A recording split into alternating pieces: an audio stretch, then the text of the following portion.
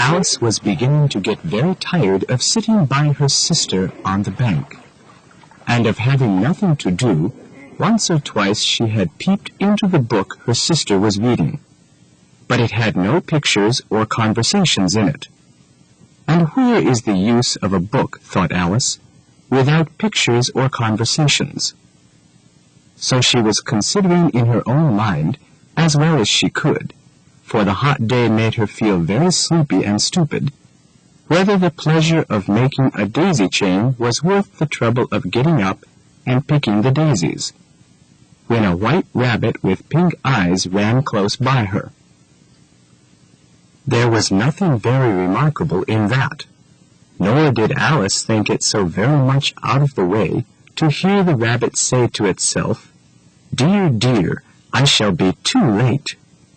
When she thought it over afterwards, it occurred to her that she ought to have wondered at this, but at the time it all seemed quite natural. But when the rabbit actually took a watch out of its waistcoat pocket, looked at it, and then hurried on, Alice started to her feet. For it flashed across her mind that she had never before seen a rabbit with either a waistcoat pocket or a watch to take out of it, and full of curiosity she hurried across the field after it, and was just in time to see it pop down a large rabbit hole under the hedge. In a moment down went Alice after it, never once considering how in the world she was to get out again. The rabbit hole went straight on like a tunnel for some way, and then dipped suddenly down, so suddenly that Alice had not a moment to think about stopping herself. Before she found herself falling down what seemed a deep well, either the well was very deep or she fell very slowly, for she had plenty of time as she went down to look about her, and to wonder what would happen next. First she tried to look down and make out what she was coming to, but it was too dark to see anything. Then she looked at the sides of the well, and noticed that they were filled with cupboards and bookshelves. Here and there were maps and pictures hung on pegs. She took a jar down off one of the shelves as she passed. It was labeled orange marmalade, but to her great disappointment it was empty. She did not like to drop the jar for fear of killing somebody underneath, so managed to put it into one of the cupboards as she fell past it. Well, thought Alice to herself, after such a fall as this, I shall think nothing of tumbling downstairs. How brave they'll all think me at home. Why, I wouldn't say anything about it, even if I fell off the top of the house, which was most likely true. Down, down, down. Would the fall never come to an end? I wonder how many miles I've fallen by this time, said she aloud. I must be getting somewhere near the center of the earth. Let me see. That would be 4,000 miles down, I think. For you see, Alice had learnt several things of this sort in her lessons in the schoolroom, and though this was not a very good opportunity of showing off her knowledge, as there was no one to hear her, still it was good practice to say it over. Yes, that's the right distance. But then what longitude or latitude line shall I be in? Alice had no idea what longitude was, or latitude either. But she thought they were nice, grand words to say. Presently she began again. I wonder if I shall fall right through the earth. How funny it'll be to come out among the people that walk with their heads downwards. But I shall have to ask them what the name of the country is, you know. Please, ma'am, is this New Zealand or Australia? and she tried to curtsy as she spoke. Fancy curtsying as you're falling through the air. Do you think you could manage it? And what an ignorant little girl she'll think me for asking. No, it'll never do to ask. Perhaps I shall see it written up somewhere. Down, down, down. There was nothing else to do. So Alice soon began talking again. Dinah will miss me very much tonight, I should think. Dinah was the cat. I hope they'll remember her saucer of milk at tea time.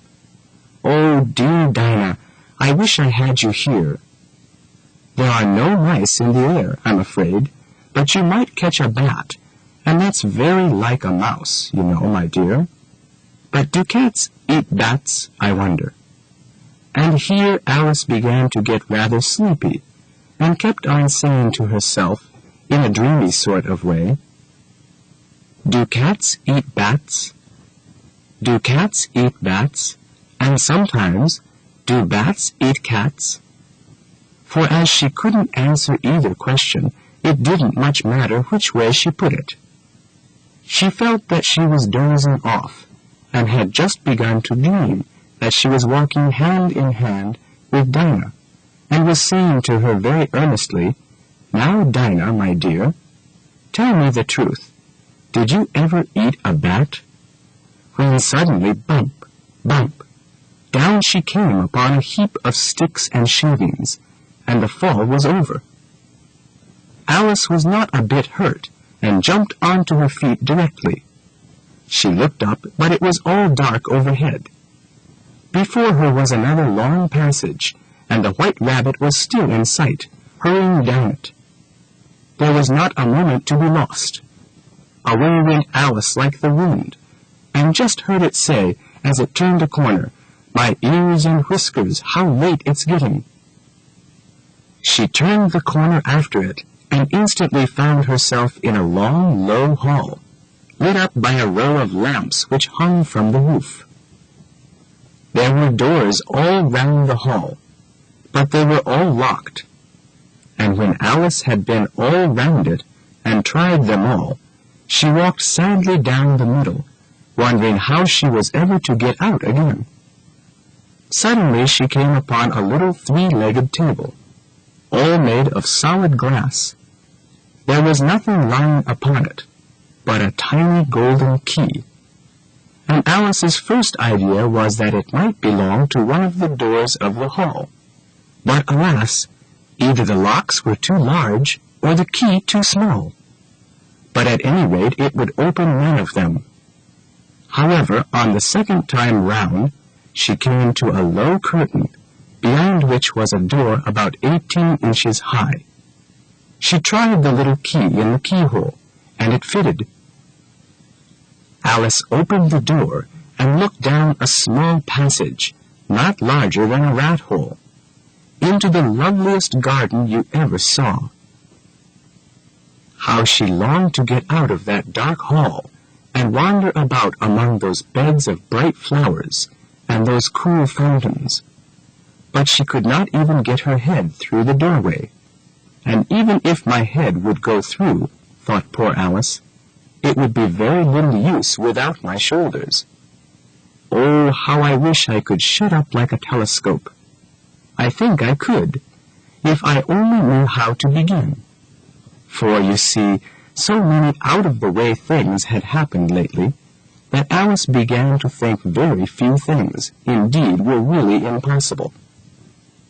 There was nothing else to do, so she went back to the table, half hoping she might find another key on it, or at any rate, a book of rules for shutting up people like telescopes.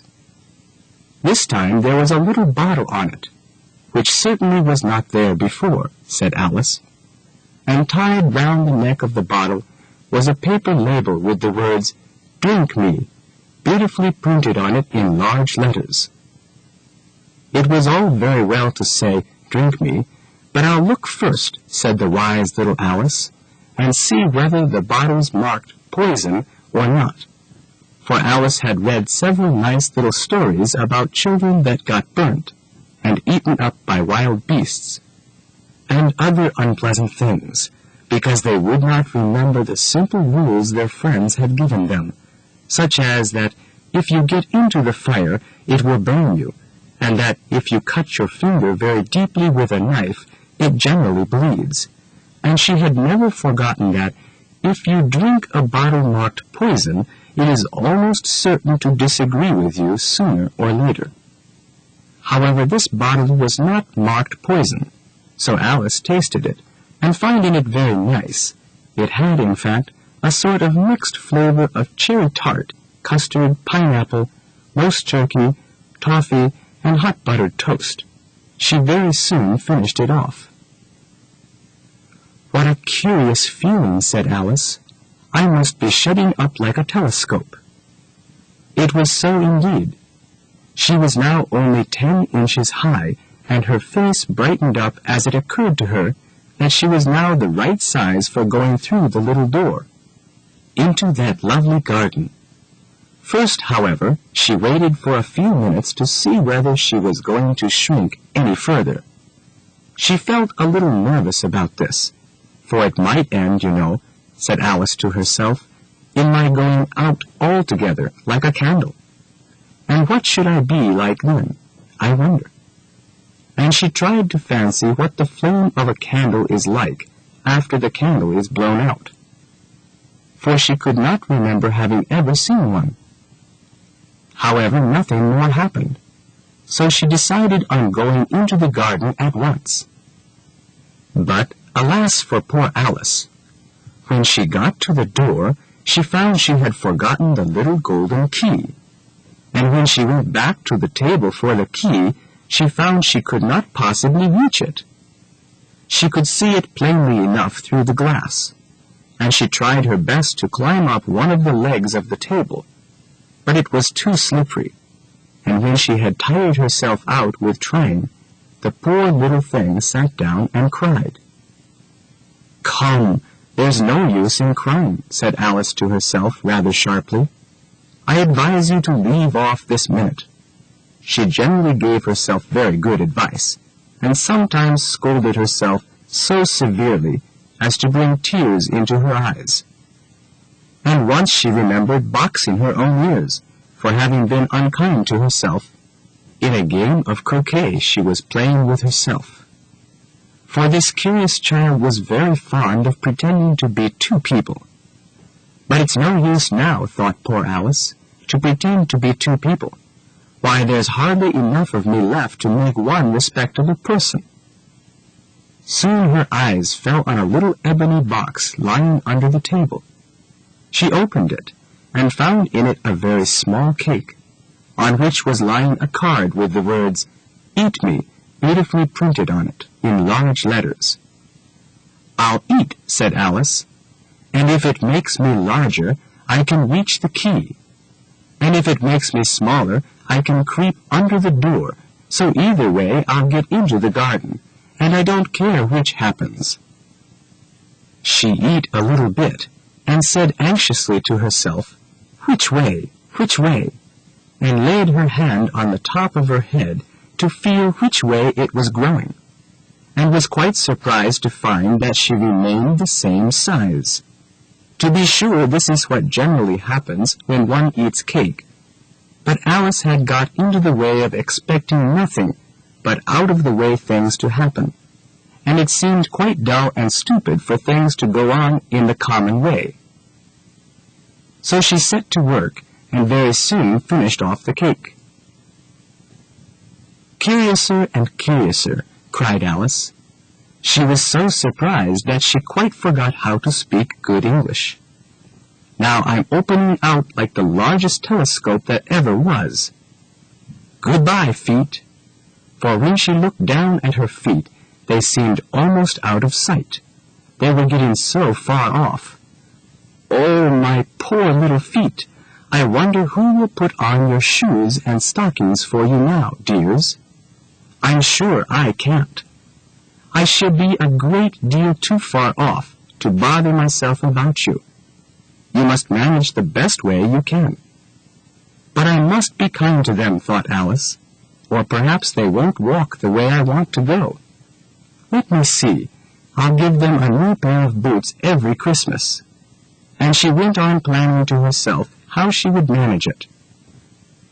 "They must go by the carrier," she thought. "And how funny it'll seem sending presents to one's own feet.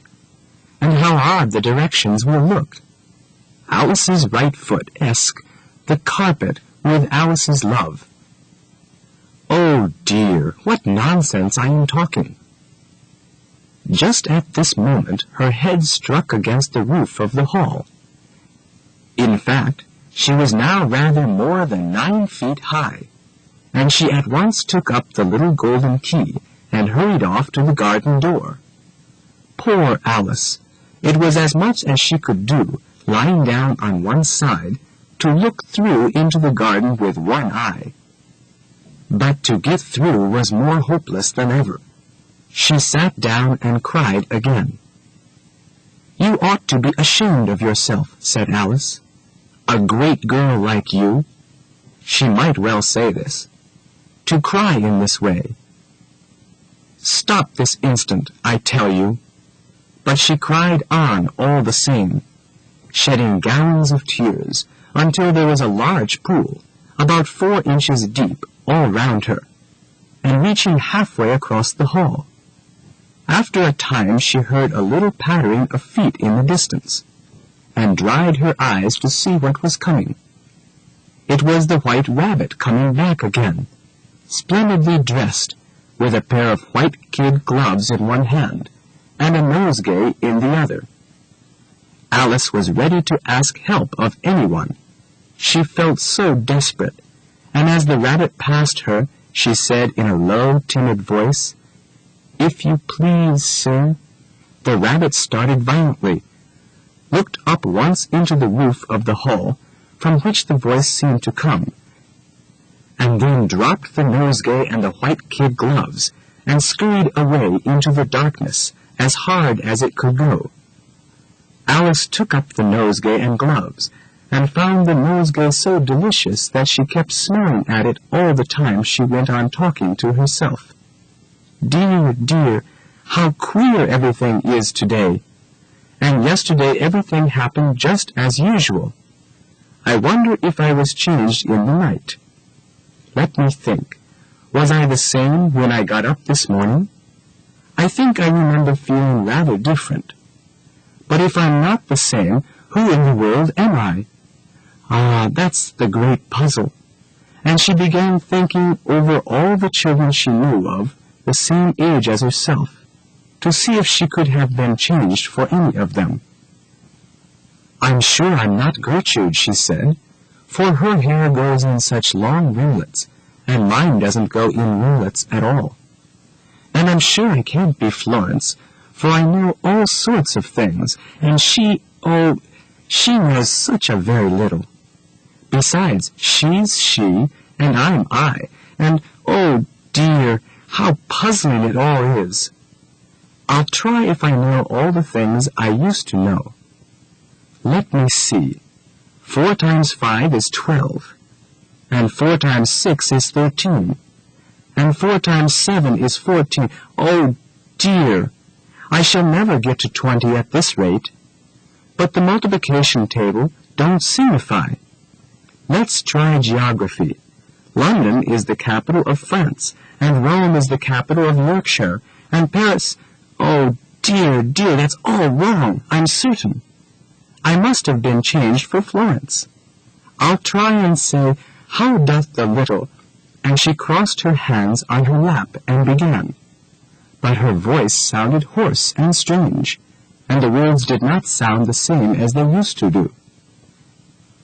How doth the little crocodile improve its shining tail, and pour the waters of the Nile on every golden scale?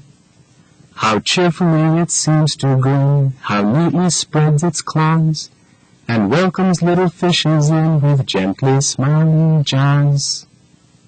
I'm sure those are not the right words, said poor Alice, and her eyes filled with tears as she thought, I must be Florence after all, and I shall have to go and live in that poky little house, and have next to no toys to play with, and oh, ever so many lessons to learn.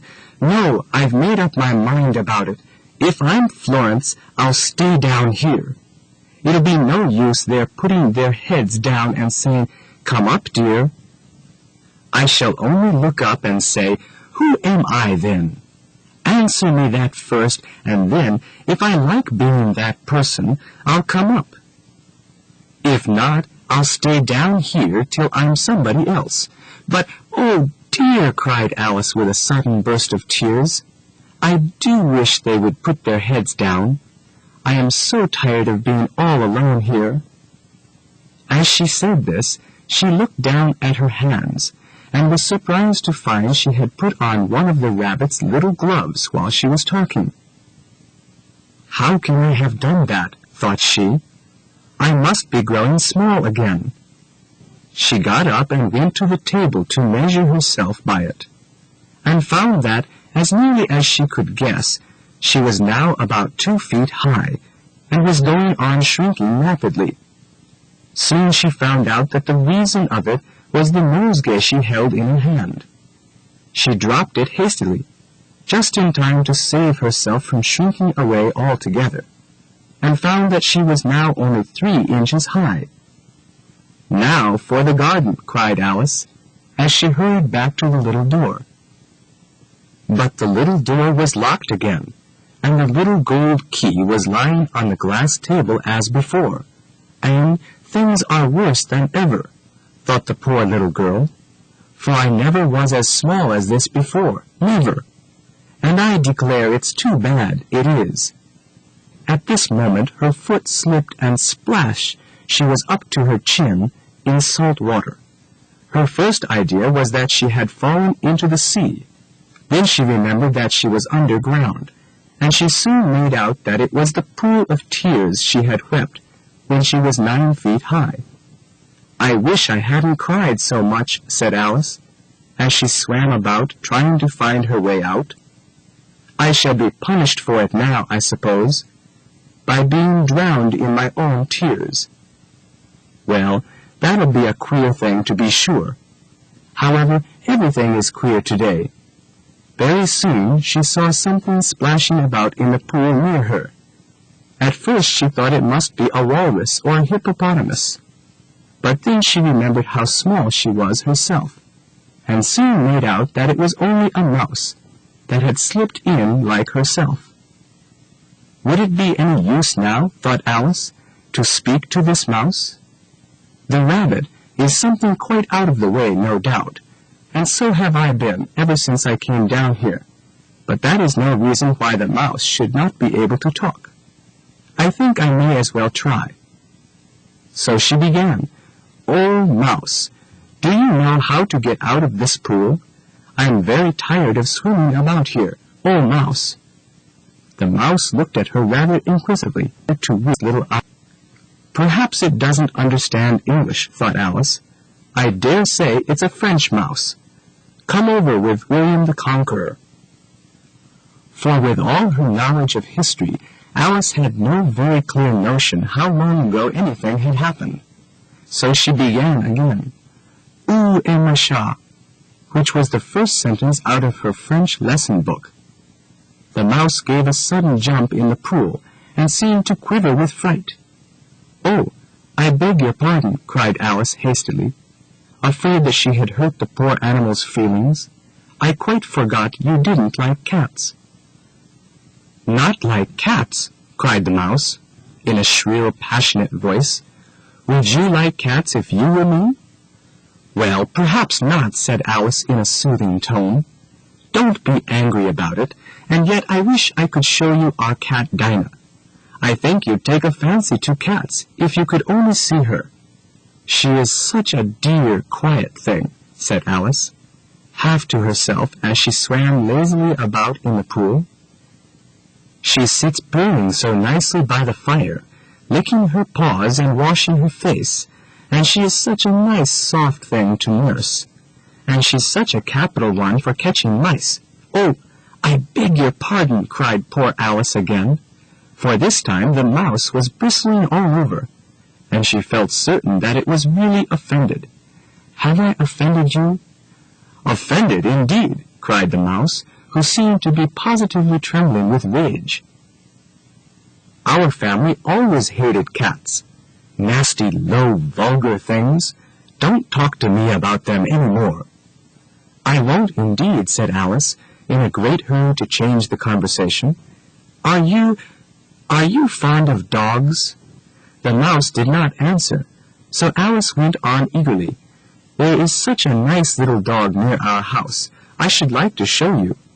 A little bright-eyed terrier, you know, with, oh, such long curly brown hair. And it'll fetch things when you throw them, and it'll sit up and beg for its dinner, and all sorts of things. I can't remember half of them, and it belongs to a farmer, and he says it kills all the rats and—" "Oh, dear," said Alice sadly, "I'm afraid I've offended it again." For the mouse was swimming away from her as hard as it could go, and making quite a commotion in the pool as it went. So she called softly after it, "Mouse dear, do come back again, and we won't talk about cats and dogs any more, if you don't like them." When the mouse heard this, it turned and swam slowly back to her. Its face was quite pale, with passion, Alice thought, and it said in a trembling, low voice, "Let's get to the shore, and then I'll tell you my history, and you'll understand why it is I hate cats and dogs." It was high time to go, for the pool was getting quite full of birds and animals that had fallen into it.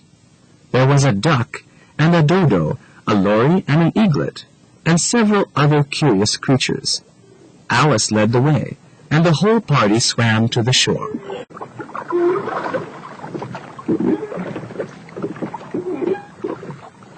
They were indeed a curious-looking party that assembled on the bank. The birds with draggled feathers, the animals with their fur clinging close to them, all dripping wet, cross, and uncomfortable. The first question, of course, was how to get dry. They had a consultation about this, and Alice hardly felt at all surprised at finding herself talking familiarly with the birds, as if she had known them all her life. Indeed, she had quite a long argument with the lory, who at last turned sulky, and would only say, "I am older than you, and must know best." And this Alice would not admit without knowing how old the lory was, and as the lory positively refused to tell its age, there was nothing more to be said.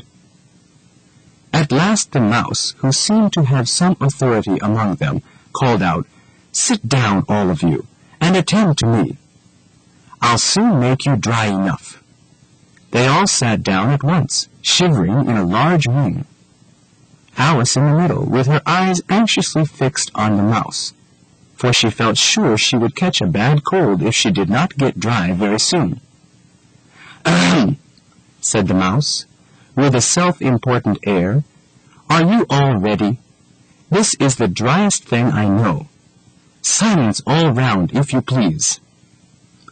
William the Conqueror, whose cause was favored by the Pope, was soon submitted to by the English, who wanted leaders and had been of late much accustomed to usurpation and conquest. Edwin and Morcar, the Earls of Mercia and Northumbria. "Ugh," said the lory with a shiver. "I beg your pardon," said the mouse, frowning but very politely. "Did you speak?" "Not I," said the lory hastily. "I thought you did," said the mouse. "I proceed.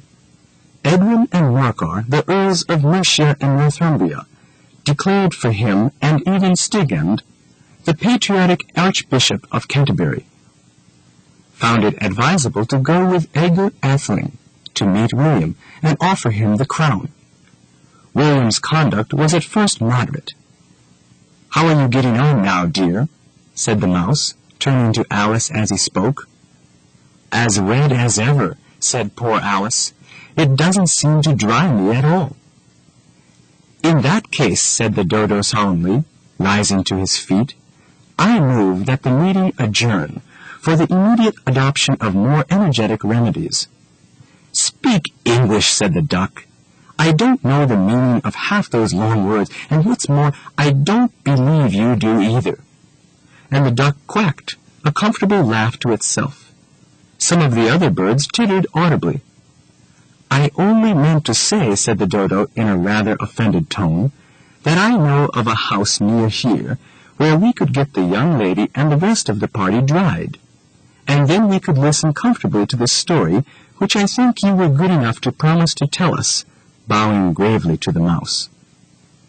The mouse made no objection to this, and the whole party moved along the river bank, for the pool had by this time begun to flow out of the hall, and the edge of it was fringed with rushes and forget-me-nots. In a slow procession, the dodo leading the way. After a time, the dodo became impatient, and leaving the duck to bring up the rest of the party, moved on at a quicker pace with Alice, the lory, and the eaglet, and soon brought them to a little cottage.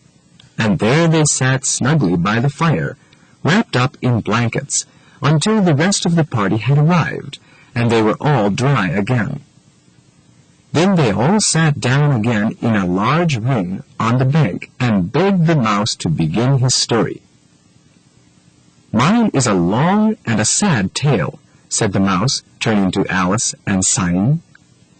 "It is a long tale, certainly," said Alice, looking down with wonder at the mouse's tail, which was coiled nearly all round the party. "But why do you call it sad?" And she went on puzzling about this as the mouse went on speaking, so that her idea of the tale was something like this. "We lived beneath the mat, warm and snug and fat, but one woe and that was the cat.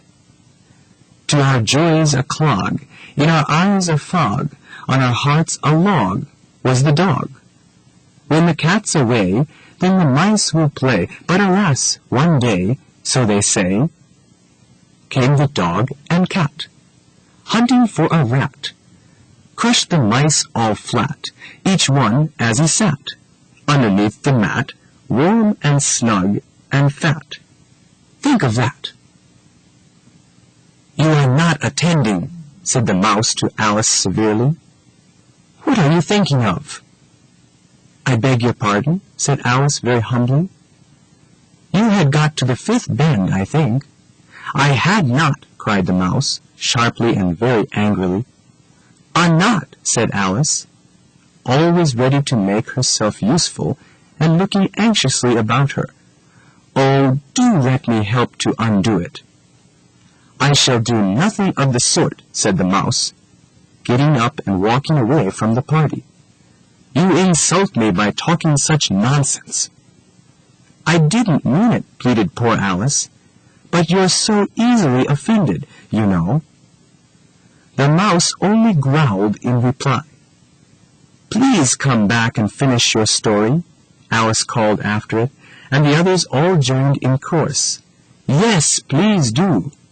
But the mouse only shook its ears and walked quickly away, and was soon out of sight.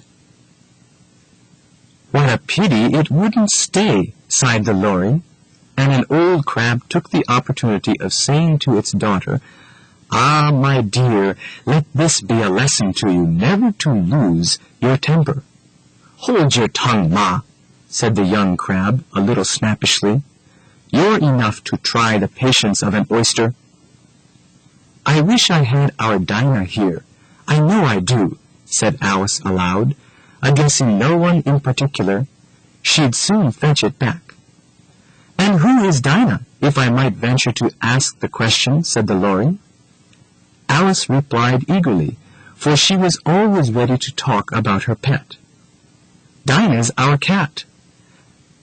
And she's such a capital one for catching mice, you can't think.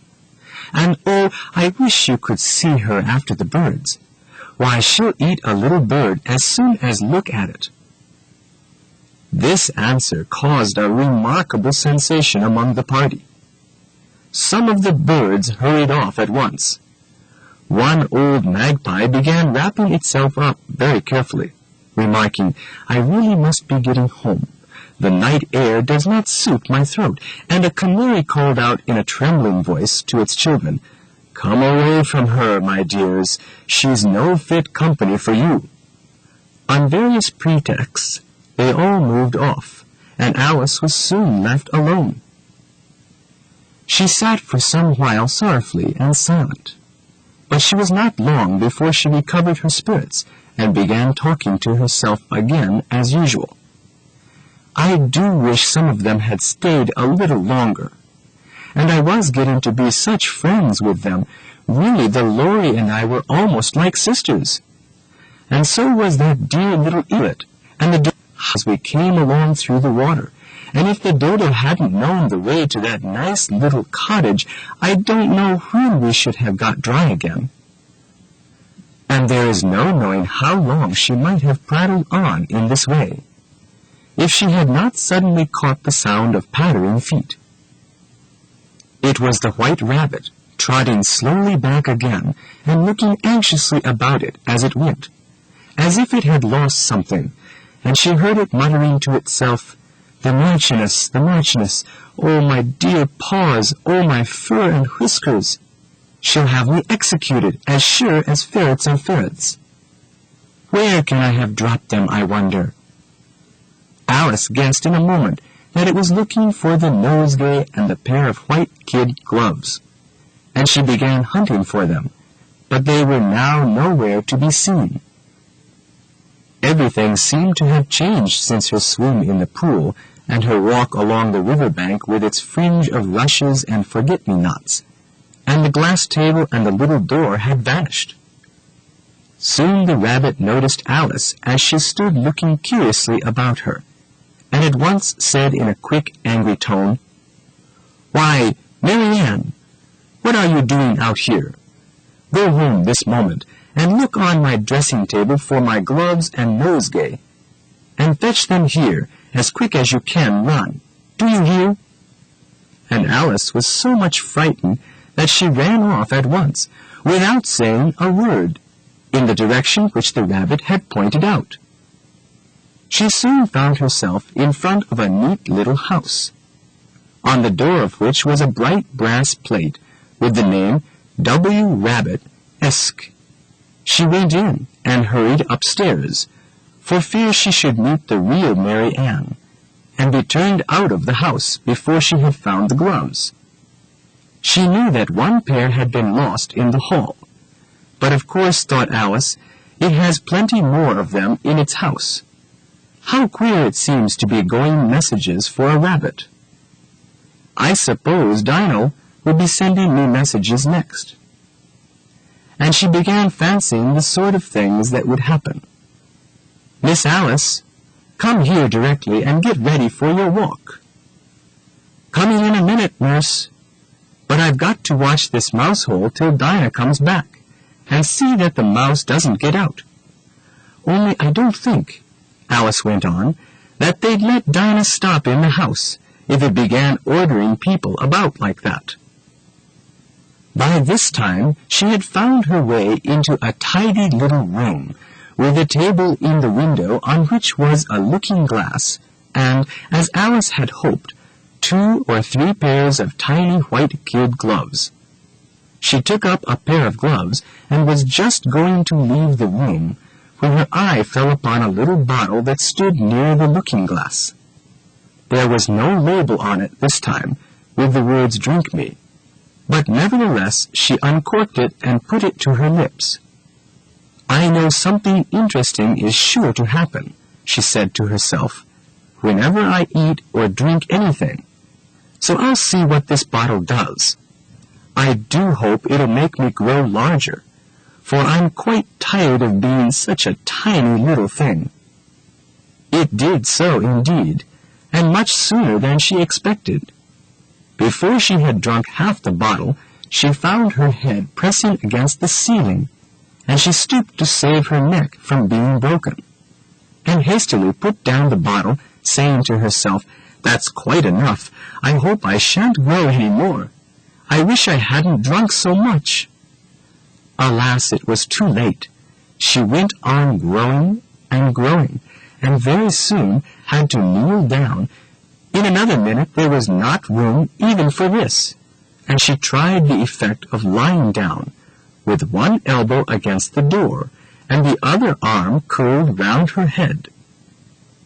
Still she went on growing, and as a last resource she put one arm out of the window and one foot up the chimney, and said to herself, "Now I can do no more. What will become of me?" Luckily for Alice, the little magic bottle had now had its full effect, and she grew no larger.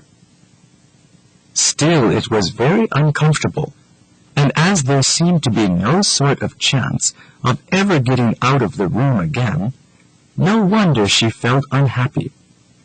It was much pleasanter at home, thought poor Alice, when one wasn't always growing larger and smaller and being ordered about by mice and rabbits. I almost wish I hadn't gone down that rabbit hole, and yet, it's rather curious, you know, this sort of life. I do wonder what can have happened to me. When I used to read fairy tales, I fancied that sort of thing never happened, and now here I am in the middle of one. There ought to be a book written about me. That there ought, and when I grow up I'll write one. But I'm grown up now, said she in a sorrowful tone. At least there's no room to grow up any more here. But then, thought Alice, shall I never get any older than I am now? That'll be a comfort one way, never to be an old woman, but then always to have lessons to learn. Oh, I shouldn't like that. "Oh, you foolish Alice," she said again. "How can you learn lessons in here? Why, there's hardly room for you, and no room at all for any lesson books." And so she went on, taking first one side and then the other, and making quite a conversation of it altogether. But after a few minutes she heard a voice outside, which made her stop to listen. "Marianne! Marianne!" said the voice. "Fetch me my gloves this moment." Then came a little pattering of feet on the stairs. Alice knew it was the rabbit coming to look for her, and she trembled till she shook the house, quite forgetting that she was now about 1,000 times as large as the rabbit, and had no reason to be afraid of it. Presently the rabbit came to the door and tried to open it. But as it opened inwards, and Alice's elbow was against it, the attempt proved a failure. Alice heard it say to itself, "Then I'll go round and get in at the window." "That you won't," thought Alice, and after waiting till she fancied she heard the rabbit just under the window, she suddenly spread out her hand and made a snatch in the air. She did not get hold of anything, but she heard a little shriek and a fall and a crash of breaking glass, from which she concluded that it was just possible it had fallen into a cucumber frame, or something of the sort. Next came an angry voice, the rabbit's. "Pat! Pat! Where are you?" And then a voice she had never heard before. "Sure then, I'm here, digging for apples. Anyway, Your Honor." "Digging for apples indeed," said the rabbit angrily. "Here, come and help me out of this." Sound of more breaking glass. "Now tell me, Pat, what is that coming out of the window?" "Sure, it's an arm, Your Honor." He pronounced it arm. "An arm, you goose.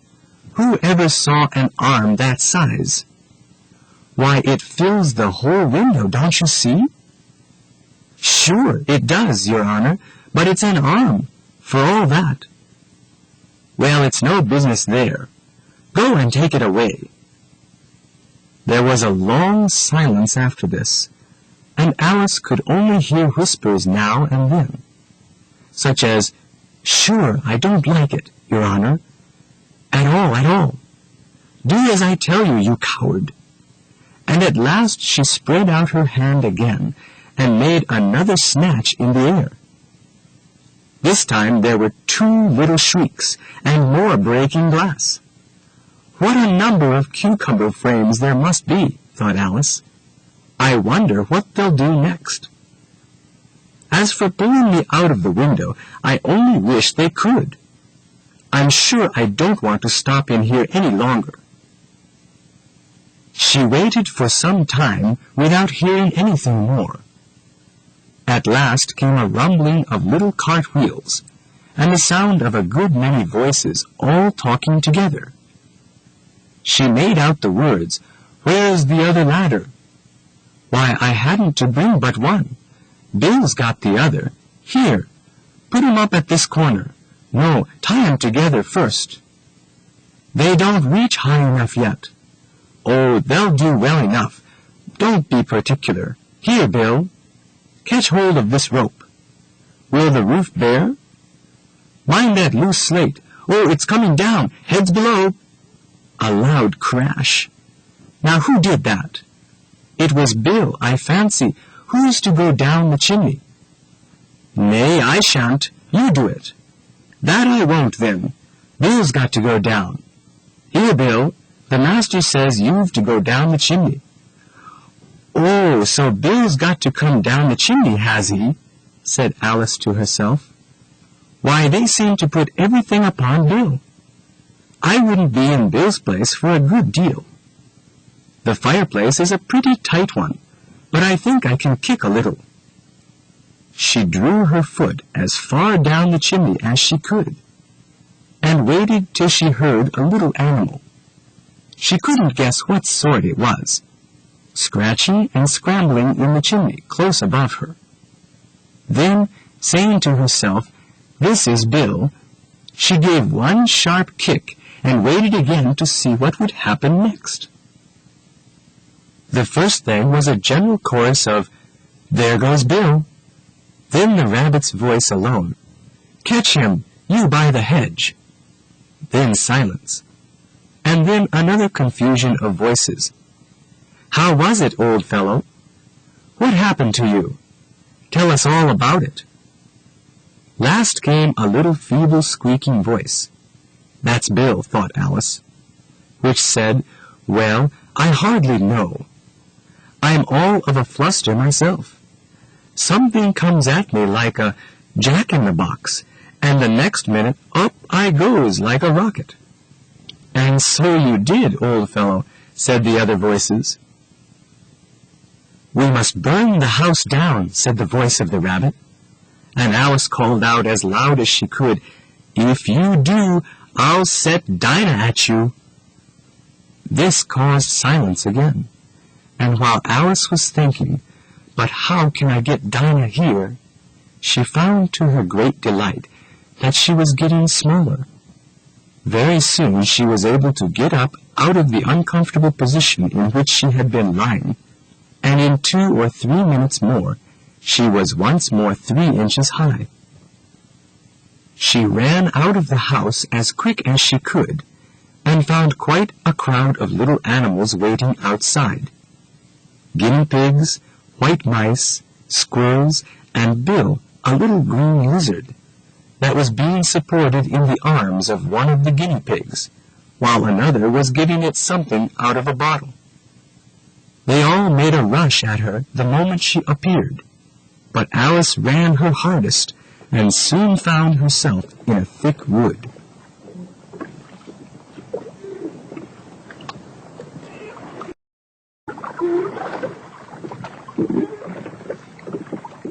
"The first thing I've got to do," said Alice to herself, as she wandered about in the wood, "is to grow to my right size. And the second thing is to find my way into that lovely garden. I think that will be the best plan." It sounded an excellent plan, no doubt, and very neatly and simply arranged. The only difficulty was that she had not the smallest idea how to set about it.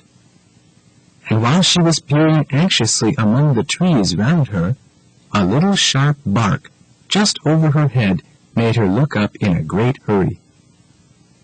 An enormous puppy was looking down at her with large round eyes, and feebly stretching out one paw, trying to reach her.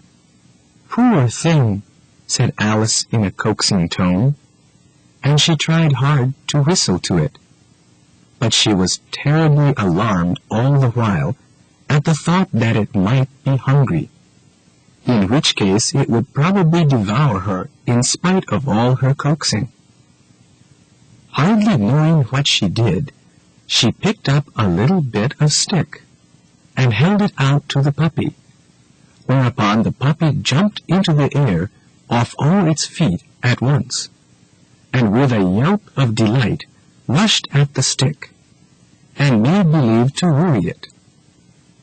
Then Alice dodged behind a great thistle to keep herself from being run over, and the moment she appeared at the other side, the puppy made another dart at the stick, and tumbled head over heels in its hurry to get hold. Then Alice, thinking it was very like having a game of play with a cart horse, and expecting every moment to be trampled under its feet, ran round the thistle again.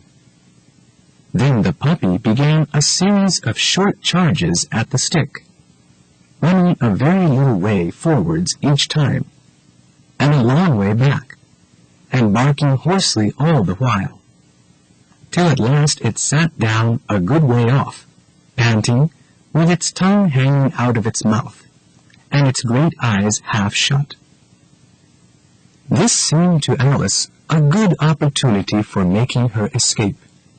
She set off at once, and ran till the puppy's bark sounded quite faint in the distance, and till she was quite tired and out of breath.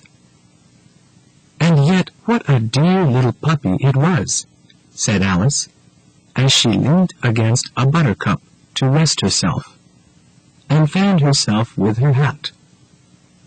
"I should have liked teaching it tricks, if I'd only been the right size to do it. Oh, I'd nearly forgotten that I've got to grow up again. Let me see. How is it to be managed? I suppose I ought to eat or drink something or other. But the great question is, what?" The great question certainly was what. Alice looked all round her, at the flowers and the blades of grass, but could not see anything that looked like the right thing to eat under the circumstances. There was a large mushroom near her, about the same height as herself, and when she had looked under it, and on both sides of it, and behind it, it occurred to her to look and see what was on the top of it. She stretched herself up on tiptoe, and peeped over the edge of the mushroom, and her eyes immediately met those of a large blue caterpillar, which was sitting with its arms folded, quietly smoking a long hookah, and taking not the least notice of her or of anything else. For some time they looked at each other in silence. At last the caterpillar took the hookah out of its mouth, and languidly addressed her. "Who are you?" said the caterpillar. This was not an encouraging opening for a conversation. Alice replied rather shyly, I hardly know, sir, just at present. At least I know who I was when I got up this morning, but I think I must have been changed several times since that." "What do you mean by that?" said the caterpillar. "Explain yourself." "I can't explain myself, I'm afraid, sir," said Alice, "because I'm not myself, you see." "I don't see," said the caterpillar.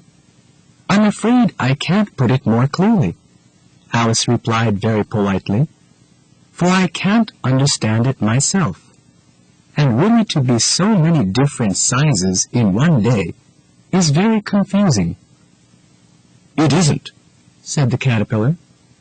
"Well, perhaps you haven't found it so yet," said Alice. "But when you have to turn into a chrysalis, you know, and then after that into a butterfly, I should think it'll feel a little queer. Don't you think so? Not a bit, said the caterpillar. All I know is, said Alice, it would feel queer to me. You, said the caterpillar contemptuously. Who are you? Which brought them back again to the beginning of the conversation. Alice felt a little irritated at the caterpillar, making such very short remarks, and she drew herself up and said very gravely, I think you ought to tell me who you are first. Why? Said the caterpillar. Here was another puzzling question, and as Alice had no reason ready, and the caterpillar seemed to be in a very bad temper, she turned round and walked away. Come back, the caterpillar called after her. I've something important to say. This sounded promising. Alice turned and came back again. Keep your temper, said the caterpillar. Is that all? Said Alice, swallowing down her anger as well as she could. No, said the caterpillar. Alice thought she might as well wait, as she had nothing else to do, and perhaps after all the caterpillar might tell her something worth hearing.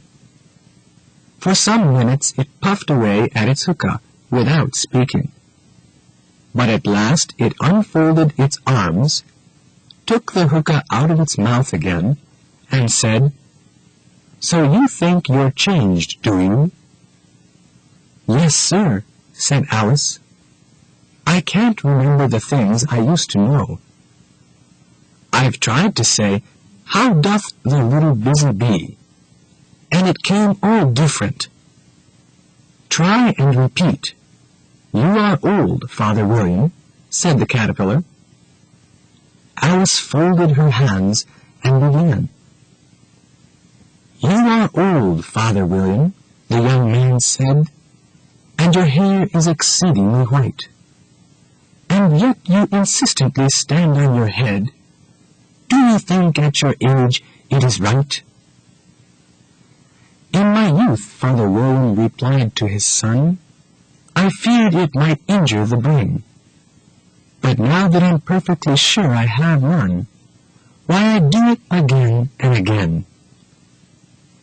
You are old, said the youth, as I mentioned before, and have grown most uncommonly fat. Yet you turned a back somersault in at the door. Pray, what is the reason of that? In my youth, said the sage as he shook his grey locks, I kept all my limbs very supple. By the use of this ointment 5 shillings the box, allow me to sell you a couple. You are old, said the youth, and your jaws are too weak for anything tougher than sweet. Yet you eat all the goose with the bones and the beak. Pray, how did you manage to do it? In my youth, said the old man, I took to the law and argued each case with my wife. And the muscular strength which it gave to my jaw has lasted the rest of my life. You are old, said the youth.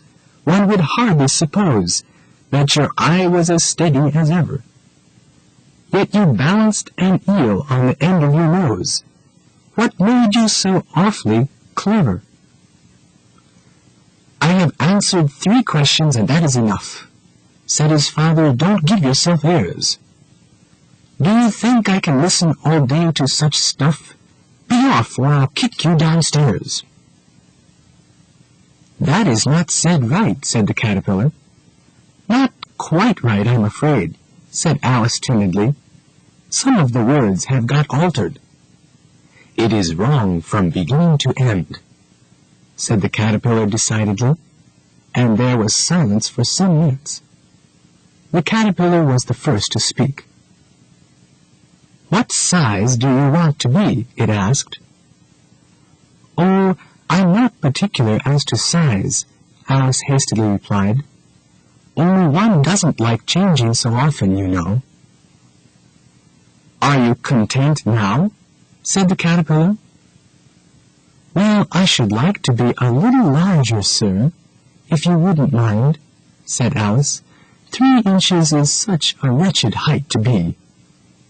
It is a very good height indeed, said the caterpillar loudly and angrily, rearing itself straight up as it spoke. It was exactly 3 inches high. But I'm not used to it, pleaded poor Alice in a piteous tone, and she thought to herself, I wish the creatures wouldn't be so easily offended. You'll get used to it in time, said the caterpillar, and it put the hookah into its mouth and began smoking again. This time Alice waited quietly until it chose to speak again. In a few minutes the caterpillar took the hookah out of its mouth and got down off the mushroom and crawled away into the grass, merely remarking as it went, The top will make you grow taller, and the stalk will make you grow shorter. The top of what? The stalk of what? Thought Alice. Of the mushroom, said the caterpillar, just as if she had asked it aloud, and in another moment it was out of sight. Alice remained looking thoughtfully at the mushroom for a minute, and then picked it and carefully broke it in 2, taking the stalk in one hand and the top in the other. Which does the stalk do? She said, and nibbled a little bit of it to try. The next moment she felt a violent blow on her chin. It had struck her foot. She was a good deal frightened by this very sudden change, but as she did not shrink any further, and had not dropped the top of the mushroom, she did not give up hope yet. There was hardly room to open her mouth, with her chin pressing against her foot, but she did it at last, and managed to bite off a little bit of the top of the mushroom. Come, my head's free at last, said Alice in a tone of delight, which changed into alarm in another moment, when she found that her shoulders were nowhere to be seen. She looked down upon an immense length of neck, which seemed to rise like a stalk out of a sea of green leaves that lay far below her. What can all that green stuff be? Said Alice.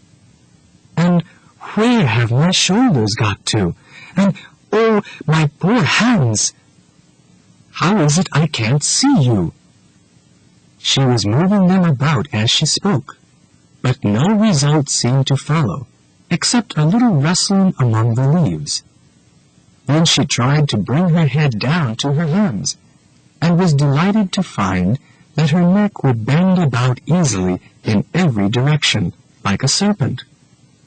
She had just succeeded in bending it down in a beautiful zigzag, and was going to dive in among the leaves, which she found to be the tops of the trees of the wood she had been wandering in, when a sharp hiss made her draw back. A large pigeon had flown into her face, and was violently beating her with its wings. "Serpent!" screamed the pigeon. "I'm not a serpent," said Alice indignantly. "Let me alone." "I've tried every way," the pigeon said desperately, with a kind of sob. "Nothing seems to suit him." "I haven't the least idea what you mean," said Alice. "I've tried the roots of trees, and I've tried banks, and I've tried hedges," the pigeon went on without attending to her. "But them serpents, there's no pleasing them." Alice was more and more puzzled, but she thought there was no use in saying anything till the pigeon had finished. "As if it wasn't trouble enough hatching the eggs," said the pigeon, "without being on the lookout for serpents day and night. Why, I haven't had a wink of sleep these 3 weeks." I'm very sorry you've been annoyed, said Alice, beginning to see its meaning. And just as I'd taken the highest tree in the wood, said the pigeon, raising its voice to a shriek, and was just thinking I was free of 'em at last. They must needs come down from the sky. Ugh, serpent! But I'm not a serpent, said Alice. I'm a... Well, what are you? Said the pigeon. I see you're trying to invent something. I'm a little girl, said Alice, rather doubtfully, as she remembered the number of changes she had gone through. A likely story indeed, said the pigeon. I've seen a good many of them in my time, but never one with such a neck as yours. No, you're a serpent. I know that well enough. I suppose you'll tell me next that you never tasted an egg. I have tasted eggs, certainly, said Alice, who was a very truthful child. But indeed, I don't want any of yours. I don't like them raw. Well, be off then, said the pigeon, and settled down into its nest again. Alice crouched down among the trees, as well as she could, as her neck kept getting entangled among the branches, and several times she had to stop and untwist it. Soon she remembered the pieces of mushroom which she still held in her hands, and set to work very carefully, nibbling first at one and then at the other, and growing sometimes taller and sometimes shorter, until she had succeeded in bringing herself down to her usual size. It was so long since she had been of the right size that it felt quite strange at first. But she got quite used to it in a minute or two, and began talking to herself as usual.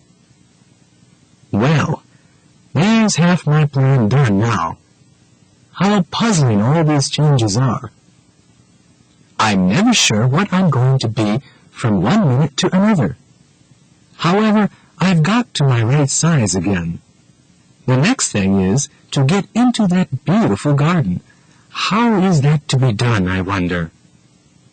Just as she said this, she noticed that one of the trees had a doorway leading right into it. That's very curious, she thought. But everything's curious today. I may as well go in. And in she went. Once more she found herself in the long hall, and close to the little glass table. Now I'll manage better this time, she said to herself, and began by taking the little golden key and unlocking the door that led into the garden. Then she set to work eating the pieces of mushroom till she was about 15 inches high. Then she walked down the little passage, and then she found herself at last in the beautiful garden, among the bright flower beds and the cool fountains.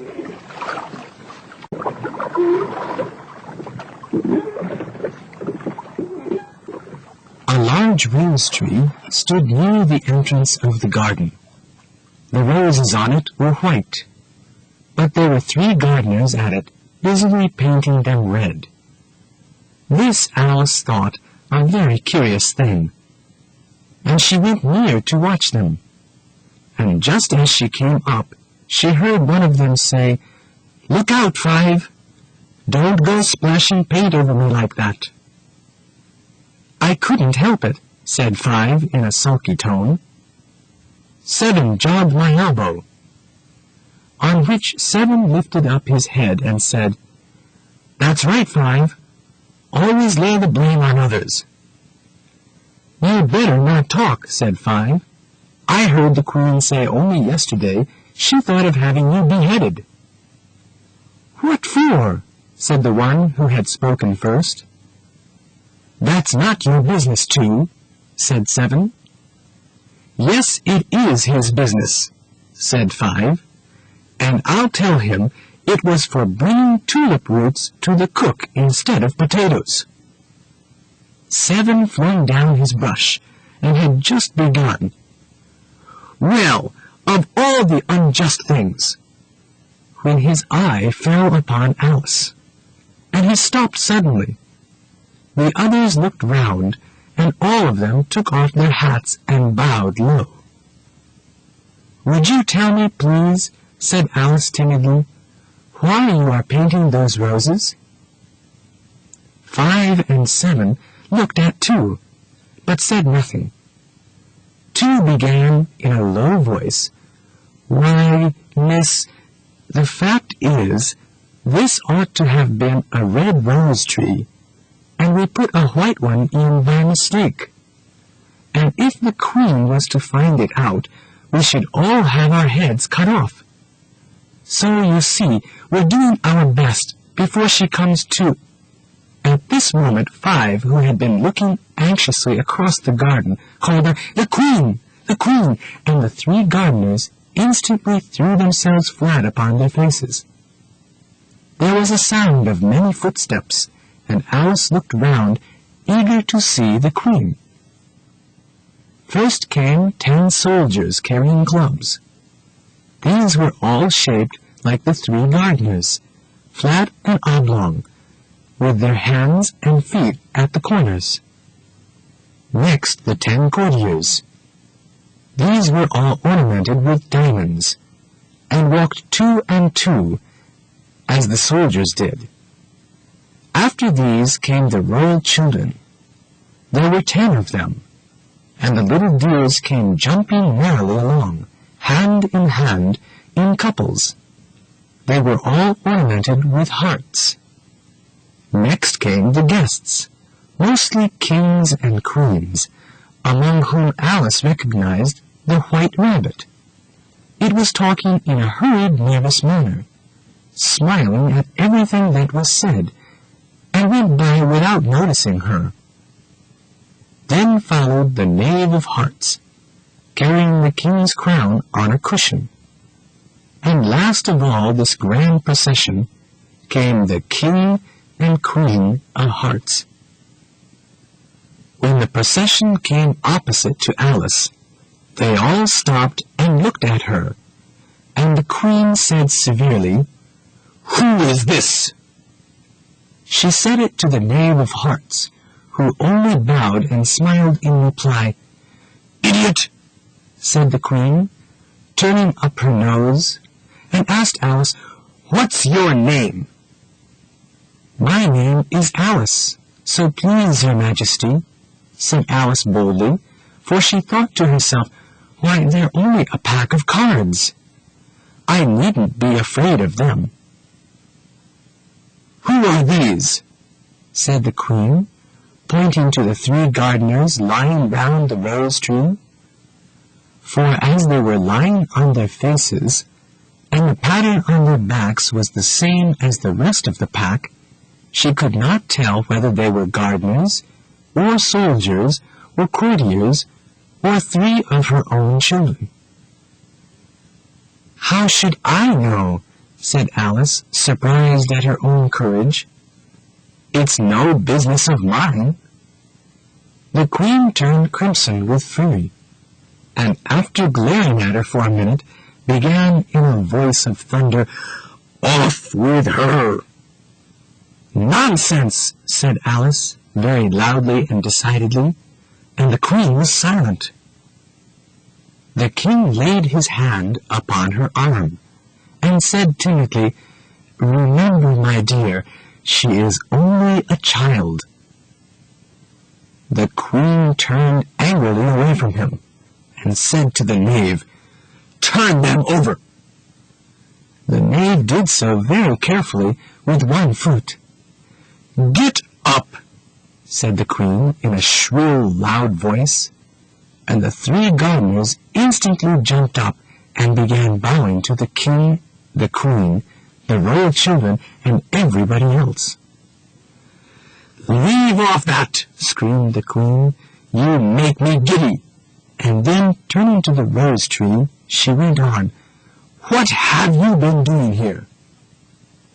"May it please Your Majesty," said 2 very humbly, going down on one knee as he spoke, "we were trying—" I see, said the queen, who had meantime been examining the roses.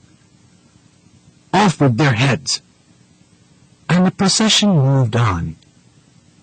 3 of the soldiers remaining behind to execute the 3 unfortunate gardeners, who ran to Alice for protection. You shan't be beheaded, said Alice, and she put them into her pocket. The 3 soldiers marched once round her, looking for them, and then quietly marched off after the others. Are their heads off? Shouted the queen. Their heads are gone, the soldiers shouted in reply, if it please your majesty. That's right, shouted the queen. Can you play croquet? The soldiers were silent and looked at Alice, as the question was evidently meant for her. Yes, shouted Alice at the top of her voice. Come on, then, roared the queen, and Alice joined the procession, wondering very much what would happen next.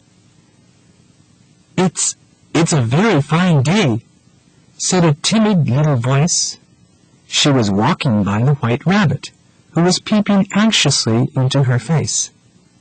Very, said Alice. Where's the Marchioness? Hush, hush, said the rabbit in a low voice. She'll hear you. The Queen's the Marchioness. Didn't you know that? No, I didn't, said Alice. What of? Queen of Hearts, said the rabbit in a whisper, putting its mouth close to her ear, and Marchioness of Mock Turtles. What are they? Said Alice. But there was no time for the answer, for they had reached the croquet ground, and the game began instantly. Alice thought she had never seen such a curious croquet ground in all her life. It was all in ridges and furrows. The croquet balls were live hedgehogs, the mallets live ostriches, and the soldiers had to double themselves up and stand on their feet and hands to make the arches. The chief difficulty which Alice found at first was to manage her ostrich. She got its body tucked away, comfortably enough, under her arm, with its legs hanging down, but generally, just as she had got its neck straightened out nicely, and was going to give a blow with its head, it would twist itself round and look up into her face, with such a puzzled expression that she could not help bursting out laughing. And when she had got its head down, and was going to begin again, it was very confusing to find that the hedgehog had unrolled itself and was in the act of crawling away. Besides all this, there was generally a ridge or a furrow in her way. Wherever she wanted to send the hedgehog to, and as the doubled-up soldiers were always getting up and walking off to other parts of the ground, Alice soon came to the conclusion that it was a very difficult game indeed. The players all played at once without waiting for turns, and quarreled all the while at the tops of their voices, and in a very few minutes the Queen was in a furious passion, and went stamping about and shouting, "Off with his head!" or "Off with her head!" about once in a minute. All those whom she sentenced were taken into custody by the soldiers, who of course had to leave off being archers to do this, so that by the end of half an hour or so, there were no arches left, and all the players except the king, the queen, and Alice were in custody and under sentence of execution. Then the queen left off, quite out of breath, and said to Alice, "Have you seen the mock turtle?" "No," said Alice. "I don't even know what a mock turtle is." "Come on, then," said the queen, "and it shall tell you its history." As they walked off together, Alice heard the king say in a low voice to the company generally, "You are all pardoned." "Come, that's a good thing," thought Alice, who had felt quite grieved at the number of executions which the queen had ordered. They very soon came upon a griffin, which lay fast asleep in the sun. If you don't know what a griffin is, look at the picture. "Up, lazy thing," said the queen, "and take this young lady to see the mock turtle, and to hear its history. I must go back and see after some executions I ordered." And she walked off, leaving Alice with the griffin. Alice did not quite like the look of the creature, but on the whole she thought it quite as safe to stay as to go after the savage queen. So she waited. The griffin sat up and rubbed its eyes. Then it watched the queen till she was out of sight. Then it chuckled. "What fun!" said the griffin, half to itself, half to Alice. "What is the fun?" said Alice. "Why, said the griffin, "it's all her fancy that. They never executes nobody. You know, come on." "Everybody says come on here," thought Alice, as she walked slowly after the griffin. "I never was ordered about so before in all my life, never." They had not gone far before they saw the mock turtle in the distance, sitting sad and lonely on a little ledge of rock. And as they came nearer, Alice could hear it sighing, as if its heart would break. She pitied it deeply. "What is its sorrow?" she asked the griffin. And the griffin answered, very nearly in the same words as before. "It's all its fancy that it hasn't got no sorrow, you know. Come on." So they went up to the mock turtle, who looked at them with large eyes full of tears, but said nothing. "This here young lady," said the griffin, "wants for to know your history, she do." "I'll tell it," said the mock turtle, in a deep, hollow tone. "Sit down and don't speak till I've finished." So they sat down, and no one spoke for some minutes. Alice thought to herself, "I don't see how it can ever finish, if it doesn't begin." But she waited patiently. "Once," said the mock turtle at last, with a deep sigh, "I was a real turtle." These words were followed by a very long silence, broken only by an occasional exclamation of "Hickory!" from the griffin, and the constant heavy sobbing of the mock turtle. Alice was very nearly getting up and saying, "Thank you, sir, for your interesting story," but she could not help thinking there must be more to come. So she sat still and said nothing. "When we were little," the mock turtle went on, more calmly, though still sobbing a little now and then, "we went to school in the sea. The master was an old turtle. We used to call him Tortoise." "Why did you call him Tortoise, if he wasn't one?" asked Alice. "We called him Tortoise because he taught us," said the mock turtle angrily. "Really, you are very dull." "You ought to be ashamed of yourself for asking such a simple question," added the griffin, and then they both sat silent and looked at poor Alice, who felt ready to sink into the earth. At last the griffin said to the mock turtle, "Get on, old fellow, don't be all day." And the mock turtle went on in these words, "You may not have lived much under the sea." "I haven't," said Alice. "And perhaps you were never even introduced to a lobster." Alice began to say, "I once tasted," but hastily checked herself and said, "No, never," instead. So you can have no idea what a delightful thing a lobster quadrille is. "No, indeed," said Alice. "What sort of a thing is it?" "Why," said the Gryphon, "you form into a line along the seashore." "Two lines," cried the Mock Turtle. "Seals, turtles, salmon, and so on, advance twice." "Each with a lobster as partner," cried the Gryphon. "Of course," the Mock Turtle said. "Advance twice, set to partners."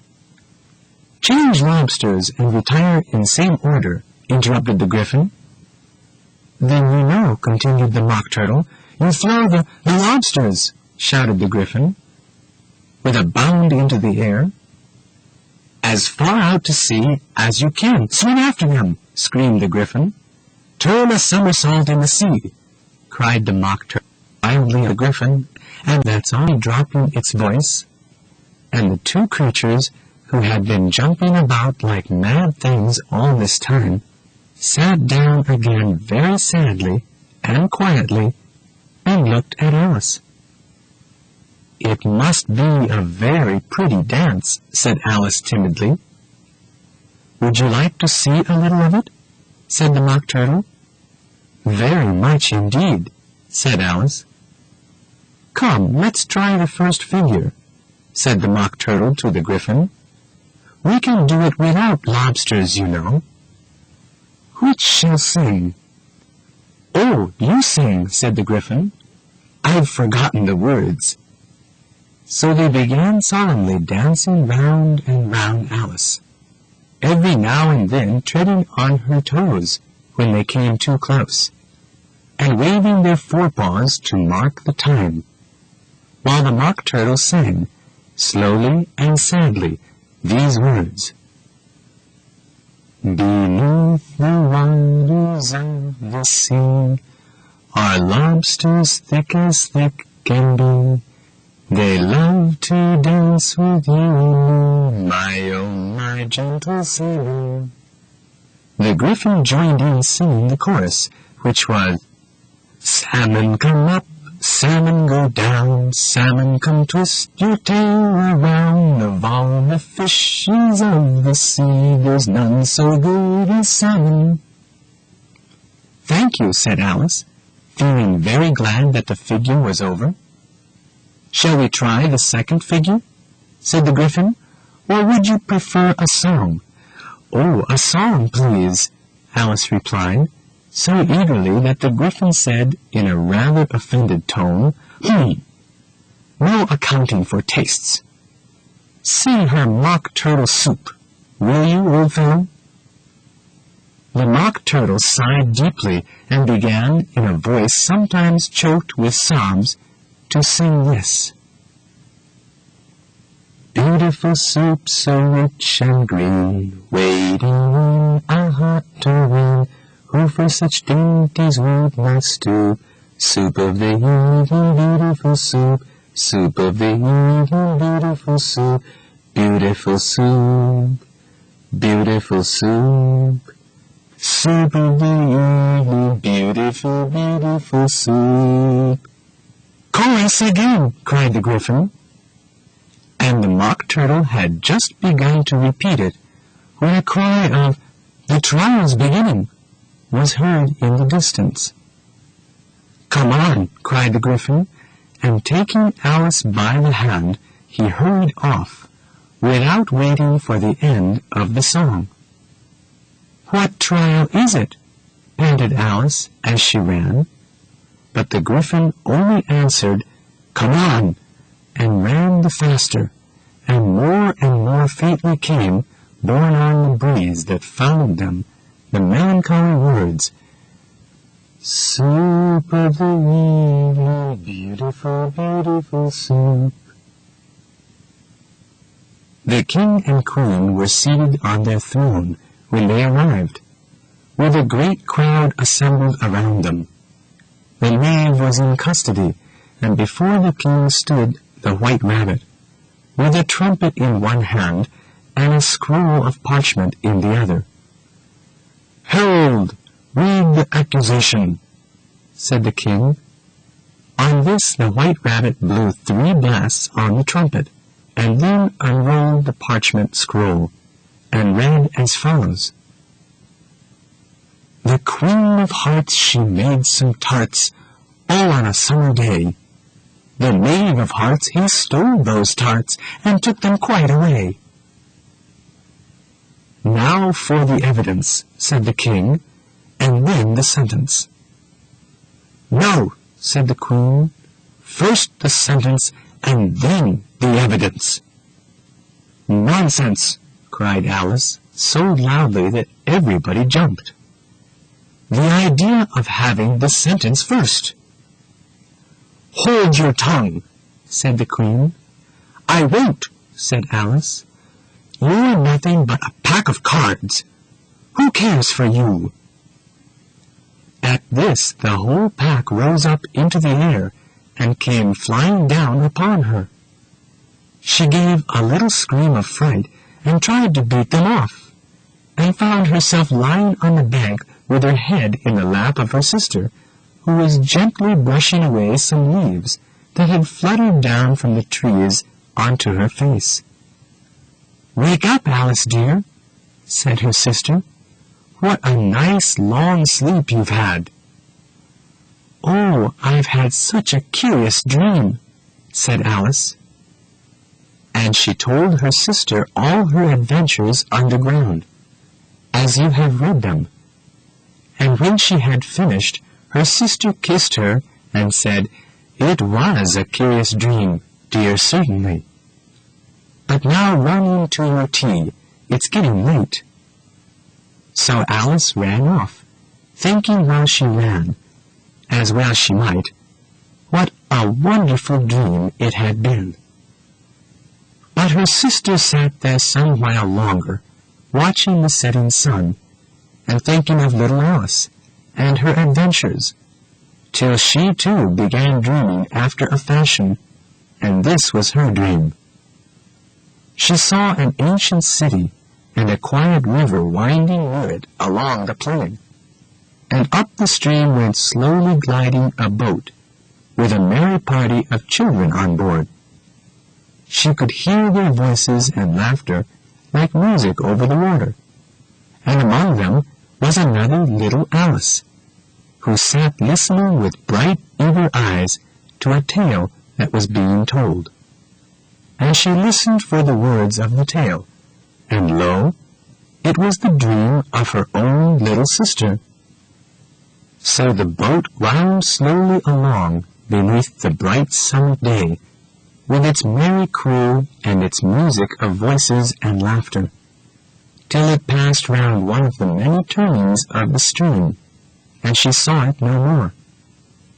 Then she thought, in a dream within the dream, as it were, how this same little Alice would, in the aftertime, be herself a grown woman, and how she would keep, through her riper years, the simple and loving heart of her childhood, and how she would gather around her other little children and make their eyes bright and eager, with many a wonderful tale, perhaps even with these very adventures of the little Alice of long ago, and how she would feel with all their simple sorrows, and find a pleasure in all their simple joys, remembering her own child life and the happy summer days.